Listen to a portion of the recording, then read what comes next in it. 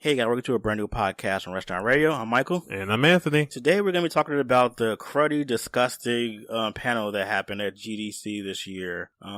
It was a panel discussing how the industry is, well, I don't want to say the industry itself. I want to say the people developing games and the publishers within it, and how they feel as if the outside world, mainly legislation, state and federal, are trying to censor different structures within the video game industry, such as freedom of expression, and also practices within the freedom to make us pay more money however they feel like they should. Yeah, that whole thing. Loot boxes and all those type of microtransactions, any type of fiscally related things to help you make more money. 'Cause of course, it's going to be one of those episodes. Yeah, it is. So I was on Twitter when I was alerted to this. Someone retweeted this tweet about their panel. It's like, oh, we're in such shambles. Oh my God. I'm going to let Anthony read the actual description. Oh, yes. Gotta get my throat clear. Global gains against game censorship are suddenly at risk from a combination of actions against our industry. With the World Health Organization classifying gaming disorder as a mental health condition and burgeoning legislation around the world against loot boxes, a handful of government officials again wield outsized power over our creative and business decisions. Additionally, augmented reality, AR, faces bans in parks, military bases, churches around the world, and a total ban in China. What are developers to do? Wait, read the takeaway too. Ah, yes. Okay. The takeaway. Game developers and allies will get updates on the latest assaults on their self-expression and business rights, learn about potential implications of recent government changes, find out what has worked in the past, and learn how to protect themselves and support their peers. They will learn about what works in their country and what they can do to be an advocate for change, no matter where in the world they live and work. This is intended for all game developers and allies who want to protect themselves, their work, and their peers from video game censorship. Now, my first big gripe about this was the conflation of putting artistic censorship and business censorship, which is not even the real word is regulation. That's the word they don't want to use. Woo! That's the real word, regulation. They need to regulate a lot of these things going on in the video game industry. That's the sound of the police. Yeah, that's a hot take, for real. Saying censorship is it's almost like a victim. They're like they're victimizing themselves when they're the ones imparting really crappy practices in the first place. Yeah, I mean, they've been getting away with all this shit for so long, and now it's like, hey, we gotta stop this. Now they want to cry, but our money. It's so disgusting. Boxes, no. It's really disgusting the way they're trying to do this. They're coming from it's a place of victimization, and I don't like that at all. And you all should not even be coming at us talking about, no, y'all need to be looking at EA. Exactly. EA is the one who put y'all on Front Street. EA is the one who put their hand too far and made these government officials go, oh, hold up, maybe. Yeah, something's not right here. I'm gonna need y'all give us some paperwork and, give us some information on what's going on. Cause of course they're not regulating and monitoring a lot of stuff that goes on in the video game industry. That's close to other industry. History proves that when you go too far, you start attracting attention that you don't want. Yeah.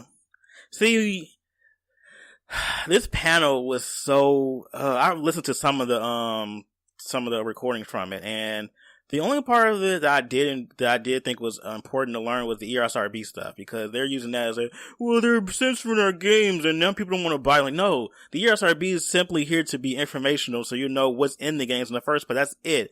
They're not telling you don't buy this game because it has this stuff. They're telling you, hey, you should have the ratings on it so people know and are more informed about the games. Now, it is, I mean, as a person who has worked retail for most of his adult life, I've seen many times when the parent comes in and tries to buy a game, and we are required to tell them, by law, what the ESRB rating is and what it means. Now, more often than not, I will say 8 out of 10 parents that I talk to about whatever's in those games, they'll go, oh yeah, okay, that's fine, I'm aware, and they'll just buy the game anyway. So the idea that the ESRB ratings stop or hurt game sales of any capacity. No, they don't. If anything, it gives parents the tools they need to know, well, they're putting all this violence in my games. Well, now the blame is off the game developers and things because they told you. And you were told again by law by somebody who sold you the game more than likely than not. Yeah, I think that's actually fair too. Like, this all came about because it was a GTA where people didn't know, they were just buying the game willy-nilly and they didn't know. I mean, this goes way, way, way back. Well, I know about the, of course, Mortal Kombat. Oh, talking about this stuff again? About the whole, because I know GameStop was mainly the first ones to kind of like. Yeah, GameStop was because of GTA, because of Halo, because of Call of Duty. Oh, yes. Because there were so many parents that were like listening in on their kids talk all this stuff online, and we know how that goes. And this, honestly, when you really get down to the issue of it, it's just parents not knowing what the hell is going on because they're uninformed. Yeah. And that's what the ESRB is supposed to be useful for, to get you informed on what your children are consuming. Right. That isn't censorship. That's just, giving knowledge to parents. Which the ESRB, as much as they talk about doing such things, they really wouldn't like parents to be as unaware as possible. Back when this loot box stuff started happening and, regulation, that big bad word started cropping up again, that's when the ESRB started saying stuff like, oh, we'll look in the loot boxes. It's fine. No, it's fine. It's cool. We got this. No, please don't. And the head of the ESRB were talking about how it was a big contradiction of how parents have this information and can use it, but they make it sound like they want parents to be as uninformed as possible. So, just leave it in our hands. We have this. It's fine. But what we forget is the ESRB is made up of industry leaders. So, of course, it's in their best interest to keep loot boxes as unregulated as possible. Of course. But we ain't having none of that. Nope. Done. They are starting to crack down on this, and I'm loving it. There's all sorts of countries coming in like, nah, fam, y'all need to do something about this. And, it's beautiful to see, really. It really is. Because I think the game industry especially is one of those industries where it's so hands-off as far as, like, regulations and, like, state and federal coming in with laws and stuff. So they're so used to that. They're accustomed to the fact they can do whatever they want because there's no one telling them, hey, you can't do that, or hey, that's not good, and wagging their finger at them. They don't have that same type of, like, monitoring that every other industry has. Like, movie industry, the film industry, and the type of entertainment has a lot of monitoring regulations, where the game industry is kind of like they can't do whatever they want. Let's see. We got Belgium saying that FIFA, Overwatch, and CSGO has to get rid of their loot boxes or face fines. Yes. Not a ban, but they will get hit with fines. Yeah, that's what they need. Hit them in their pockets. Right? That's where it hurts. Get them in the pockets. The Netherlands has been banning some loot boxes as of late and give publishers 8 weeks to adjust. Dang. That was about a week ago, roughly. So they got about 7 weeks to do something. Wow. Korea has fined almost $1 million because of scummy loot boxes to game companies. Yeah. Uh-huh. And even those, the mobiles market isn't safe either because Washington has already talked about how the casino games are illegal in their state. Yes. Wow. Well, it makes sense. Now, of course, we have the congressman from Hawaii. He's always on the prowl for getting this. Yes, he is trying to get the crackdown on these loot boxes. Not even trying to ban them, just regulate them to make them more fair. Because everybody say, they're gonna ban my loot boxes. No. What they don't want is for the level playing ground. And that's really what we're trying to get here. Yeah. Loot boxes can stay under the condition that you know your chances and they're not intrusive to the game. But they don't want that. They want this to be the forefront. In an ideal world, what happened with Battlefront 2 would be the norm. Yeah, not a conspiracy theory or something, or some type of like scandal, because that's what it became after a while. Yeah, scandal's putting it lightly. And I really do think that the games industry at large would love to have stuff like that. It's gotten to the point where now loot box is such a dirty word. We praise games that don't have it. Yeah, we do. There's like a whole, we kind of like romanticize a different time period when we didn't have those things. Like, I remember back in my day, we didn't have loot boxes and stuff. You just got stuff because you played the game a lot. Like, one of the selling points of Monster Hunter World. We'll never have loot boxes in our games. Some developers have gone so far as to remove loot boxes from their games and said, nah, we're done with this one. So I think the loot box craze is, starting to die out, but let's never forget that this came from a very, very dark place and time in the gaming world. But more to the point of the GDC, they're crying that all this stuff is called censorship. Yeah, I hate that they're using that word. Like, that's it's a really good marketing word. Oh, definitely. I'm pretty sure people that were in the industry were like, oh man, this is a good panel. Let me go to this and just try it over and stuff. Now, of course, we're not going to talk about the World Health Organization calling the gaming disorder, blah, blah. No. That's a whole other subject. That's completely, I feel like that was another, like, they conflated so many different issues in one that I definitely didn't like that. That was like really. Right. We got to peel this off, right? We got to really get in there and get the issue that's the most cancerous. Yeah. Which is business censorship. Yes. That's where it really boils down. Cause the game censorship stuff, that's a moot point at this point because we've already been down that road. We know exactly what games need to be in order to be a certain rating. The guy came in and said, hey, this isn't bad. There's nothing wrong with being rated a certain thing. So yeah, take those out. So the censorship thing, the artistic censorship, throw that out. That wasn't even a big point. The thing about the world, the World gaming, Health Organization, yeah, about gaming being disordered, take that out too. We're gonna just focus strictly on the business censorship, which is actually the grossest part here. Yeah, because this, oh god, like. I get that games cost more money, but we've been over this before. It is not the consumer's fault for you wanting to make games with better, with hyper realism and all that stuff. That is a choice. That is an artistic choice that you made. And of course they could say, well, the gamer expects hyper realistic games. And one, that's just not true. Not true. The indie market is thriving with 16-bit graphic games and things like that. The indie market exploded. Remember back in 2011 we were like, oh man, indie games, what's that? now my Switch is packed with them, man. Man, my PS4 has plenty of indie games on it. Man, my PS4. Like, indie is like the new thing, which is good. Because it provides what the game industry doesn't. Yeah. And it's not with hyper-realistic graphics and things like that. You don't need that. I mean, it's great. I think if it calls for it, it's good. But I remember talking to somebody about this subject before. He was like, well, they need to use hyper-realistic graphics so they can compete with each other. It's about competition and capitalism. I'm like, what? Like, are you serious? And you know why that is? Because the industry has conditioned the consumer to believe that hyper-realistic games mean good games. And that's not true. That's how we get... And because I can name you a good game that doesn't have realistic graphics and a bad game that does. Go for it.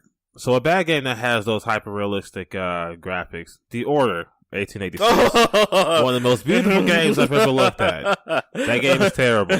Oh, God. That game is god-awful. I remember someone was trying to argue me down about that game and how short it was and how expensive it was. I'm like, this is nothing more than just like a really good tech demo that got sent to press. Man, that game was undercooked, unfinished. It was trash. It looked pretty. Now, games that don't look great, that don't have hyper-realistic graphics that are great, okay? Terraria. Yeah. Minecraft. Oh, God, Minecraft. Stardew Valley. Man, these games are doing well, too. Yes. Those graphics are not hyper-realistic, but people love those games. Especially Minecraft is the Cinderella story of indie games. Now, I can get real deep into the indie sphere, and I can start talking Iconoclast, I can start talking Axiom Verge, Guacamelee. Man, look at how far this rabbit hole goes. Man, look.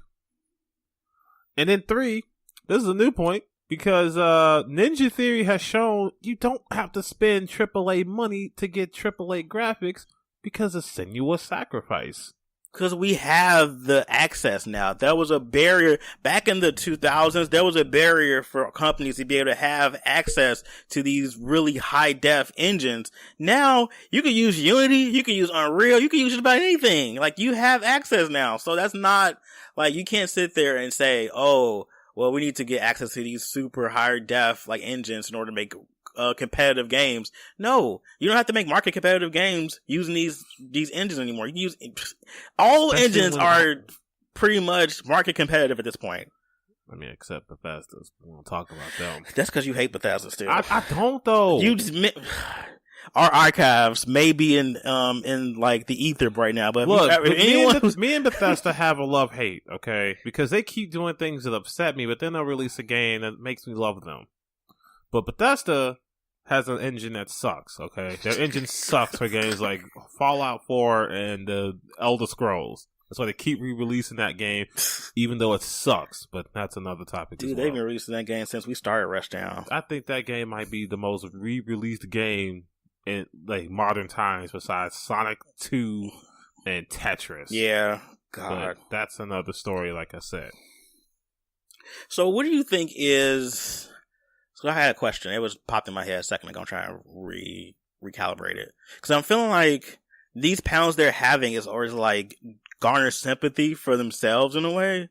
Like, what does that say about the industry? Where they're feeling like they want to continue to exploit customers in order to make money, but now since now there's a people stepping in and say, hey, this isn't cool, this isn't good, this is kind of like exploitative, this is kind of shitty. Like, imagine that you just found the oil field and you're mining the oil, you're getting rich off all this oil, but then you have government officials that come in and say, hey, you are now mining on an endangered species like wildlife site. Okay. Mm-hmm. And they said, okay, you gotta stop mining. And now you have to argue them down saying, no, don't stop my money. That's my money. I found it. This is don't do that. So it's pretty much, and I get that's a little bit of an extreme thing that my imagination just ran from me there. But the point is, they're in a situation where they found something that worked, that gave them near endless revenue. And now they have the government saying, okay, now check this out, hear us out. This may get you less money, and they hear less money, and now they're overreacting. This is a very extreme, like, reaction to something. Like, I remember one of the people from, I think someone from EA said they wouldn't buy their own games. No, I forgot who it was that said that.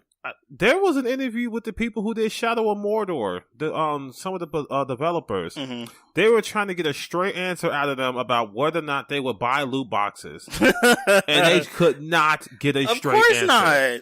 No, these people know what they're doing. They know what loot boxes do, and that's why they tie them in so closely. Yeah, Shadow of War is about to have no marketplace come June or something like that. Maybe then I'll play it.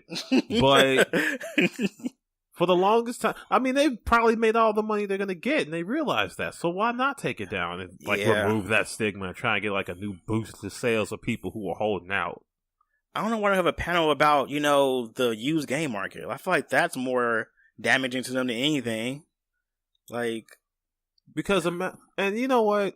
I would like to say, imagine a GameStop stop selling the games, but in this case, I don't think that will hurt them as much as they think.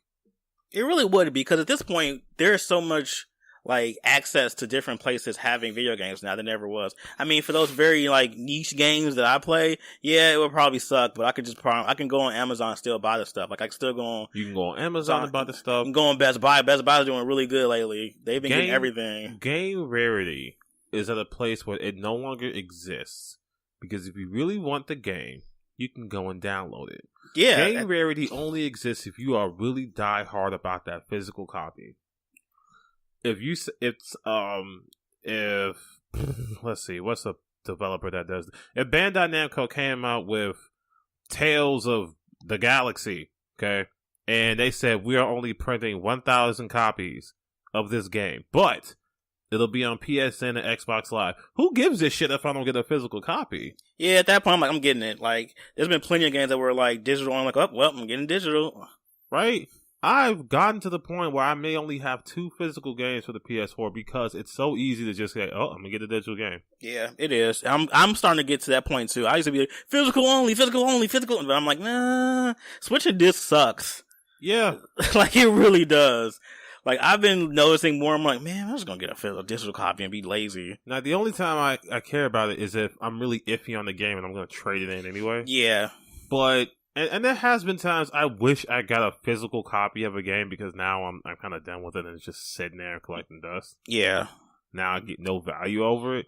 But that just comes with the territory of digital sales. Some storefronts, I believe Steam lets you trade in games for like store credit or something like that for their store. I don't really know how that works. Don't quote Steam me is on a whole other. That's a whole other. Yeah, but Xbox Live and PSN are trying to be like Steam. They won't ever get there. No, never. I finally started to use Steam recently. Got my new laptop. That's a whole different experience. That would take too much effort. That's way too different. Like that experience you get on Steam, you will never replicate on like Xbox Live and PS. Well, you mean great? Yeah, you won't get that. No. Steam is incredible.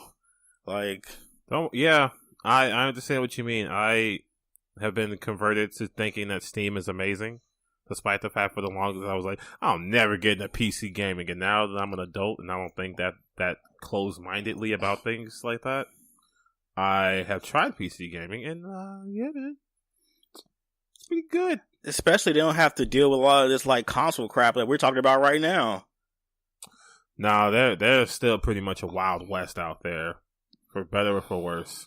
Yeah, but like, I don't think they have to deal with like loot boxes as much in the same way. Not in the same way, and that's because their selection, their pool of games is so vast that it's really easy to ignore loot box games. Yeah, the average PC gamer has no time to play other games, because they already have a library of like 1 trillion.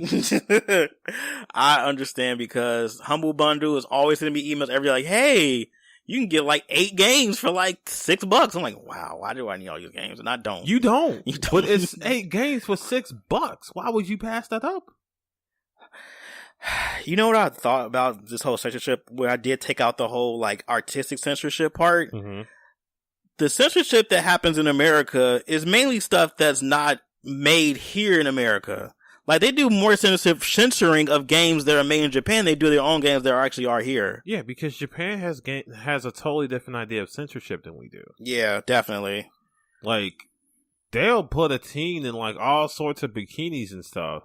But when it comes to America, they have like these new clothes painted on or whatever. Their idea of censorship is way different. So of course there's harder censorship on that stuff. Yeah, so I'm not understanding what was the big hoopla about them putting that particular portion in this like panel discussion. It felt like it felt unneeded. Of course they do have some censorship and stuff here, but most of it does come from our good friends over in the West. In the East, I'm sorry. Oh. We're the West. Do you think they're going to have more panels like this coming up? I almost anticipate it, yes. I anticipate them doing, as regulation gets stronger, I anticipate them having, like, more roundtable discussions about this. Loot boxes becoming illegal is a sign that the government is encroaching on our rights. What are we supposed to do for monetization? Trying to talk to the government. Well, if you're going to take away our monetization, will you help us make games? will you help us make games? Right, like, will they want like tax breaks and stuff? Probably. Oh, get out of here! Yeah. Would you be surprised? No, I would not be surprised. We live in America. Activision will had the audacity to go to Congress and ask them for a tax break to make a game. Like, look, check this out, Karen. Check this out. We make games and we make art. So, and if we give charities to game people, we deserve tax breaks. Wow, that's trash. I don't want that for my timeline. I don't. Look, it might. I don't want them want them whining to Congress about this. There's going to be a panel where they just sit there with a tin can just jingling it. Saying games are too expensive to make. Because we had to get Steve Bloom and he's like $50,000 an hour. Right, that they make these artistic choices to be in a competitive market to make more people buy their game, and it's funny that they talk about how much money they spend on games, but you still have things like the strikes, like the voice actor strike, because they're not being paid. Exactly. Or they're making the people actually making the game, making them work like 18-hour shifts and stuff to make these games get deadlines for like, why? Just like, push the game back. For people who played the latest Life is Strange games, you'll notice that I'm just going to call her blue hair emo girl because I don't know her name. Her original voice actor was not a part of that game because she was part of the strike where voice actors were not getting paid for their work because there was no regulation or any rules in place that say voice actors should get paid the same amount as actual actors, quote unquote actual actors. Wow. Yes. So she passed up that opportunity to play the character she was cast for because she stood in solidarity with the other voice actors. That's good. Now, that's interesting because how are you spending all this money on voice actors, but they're not getting paid? Because they're pocketing the money for themselves. They're not paying the development team, obviously. Oh no, because they're still doing crunch time. They could be in there for 24 hours a day and not get paid as much money. But no, we have to go down from the platinum card to the gold. Oh, we can't take first time. We gotta take business class. Ugh. We can't. We have to stop eating beluga and whale caviar, and now we have to go to some other common bottom feeder caviar. Oh God, how terrible! Are you telling me we can't have 200-year champagne and now have to settle for 50-year? Oh man, that's no. I don't want to live in that world. This is such trash. I'm telling you, man. One time we're just gonna be sitting there jingling the can. I wish I could sit in one of these panels one day. I'm gonna try my best one day to get there to sit in one of them and just sit and listen and then ask questions at the end. Hey, I'm a journalist. I have a lot of questions about you people and what you're doing. I don't know, man. They might get the ninjas on you. You're right. EA has ninjas, I'm sure. I mean, they got Hitman. Okay, do you have any final thoughts about this panel that they had and where we see this going in the future? EA is trash. Activision is trash. Capcom, y'all, I got my eye on y'all. Namco, Bandai, U2, Warner Brothers. Trash. Warner Brothers is garbage. Y'all been garbage. They sewer baby water. Man, just ugh. But more importantly, I will say that you should watch out for those price tags, okay? There's a reason why we have so many digital deluxe this and special edition that and all these extra ways to monetize my experience. Your wallets. I hate that we're monetizing experiences for game. I feel like the game itself should be the experience and anything else extra should be an appetizer or, cherry on top. Not make that if you don't get this DLC, your game experience is going to be all that great. I hate that culture we're in right now. And I will say this. If you hate these kind of practices, then you need to support indie developers and developers of first-party games because as you can see, more often than not, first-party games are almost immune to this nonsense. Oh, of course. I say almost immune. You don't see loot boxes in New God of War. You didn't see loot boxes in Neo or Horizon Zero Dawn or Recore or some other Xbox exclusive that they may or may not have. Man, Forza got a whole bunch of loot boxes and microtransactions in it. I said almost. But that was their big flagship title, though. We need to get a soundboard. So I can do things like the crickets. Because I'm thinking crickets. We're getting a soundboard. Oh, God, no. Oh, doing it. My final thoughts on this whole subject is that I don't understand why this industry is making themselves into victims when they're doing the heinous things they're doing, all for a profit that doesn't go to anybody but the top executives at the company. That's disgusting. You're crying about the fact that you're not making money, but the people who aren't making money are the people who suffer the most, who make the games in the first place. Oh, this is disgusting. Okay. All right, guys. What do you guys think about this discussion? We're going to probably link the GDC, the transcripts. I'll put that in the description so you'll be able to listen to it and have your thoughts on it. You can listen to us and see what we thought about it, and you can have a discussion and dialogue about it. Go to our website at www.restaurantradio.net.